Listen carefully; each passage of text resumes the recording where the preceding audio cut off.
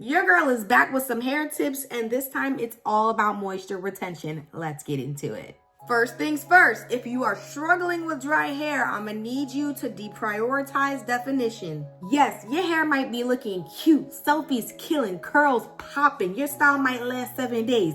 But newsflash, that does not mean it's moisturized. When I hit rock bottom of my dry hair season, I took a good look at my product stash to see just how many products I had geared to definition and hold and promises of poppin' curls. And now I'm challenging you to do the same thing. It's time to transition to products that target moisture and have moisturizing ingredients at the top of the ingredient list. I did this over a year ago and realized that my curls be popping when they're super moisturized. Now, I'm not somebody who really cares about hold or crunchy hair, but if you're somebody who does, my suggestion is to focus on all things moisture in the beginning of your wash day routine and really reserve the definition just for your styler, whatever you're putting on last. So I mean moisturizing shampoo, deep conditioner, and leave-in conditioner. And when you get to your cream or your gel, then you can go for the hold.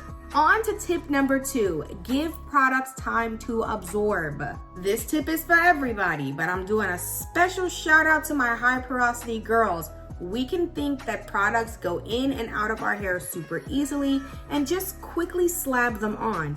But let me tell you this. If you put your leave-in conditioner on in the shower, put a plastic cap over top of it, even my high porosity girls can benefit from that 10, 20, 30 minutes of resting in your hair while you're getting dressed, lotioning, and things like that before you begin styling. Moving on to our third, final, and most important tip, take note of when your hair becomes dry. This is super important because when you know how long it takes your hair to dry out, you can use that information to prevent it from happening. Case in point, I can go about 6 days before my hair starts gasping for air. This means I'm scheduling around day 5 to go back in and make some moisture happen. I might be in love with how big my hair is looking or what the shape is giving, amen? And it might not even feel like it needs to be moisturized, but I don't let that override the fact of how many days it takes for my hair to dry out. Once you run your diagnostic to determine how many days it takes your hair to dry out, your hair really shouldn't be getting dry again. Because in my case, it takes me 6 days. Once I figured that out, we're not pushing it past day 5.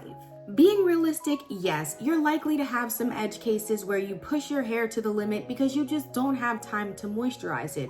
Or it could be day 3 and you're like me when I use that Miche leave-in conditioner and you gotta run it back because your hair is just dried out. But the moral of the story is if you're dealing with consistent dryness, you gotta take advantage of what your hair is telling you about its moisture cycle. That's it, y'all. 3 tips for moisture retention if your hair is always dry. Thank you guys so much for watching, and I'll see you in the next one.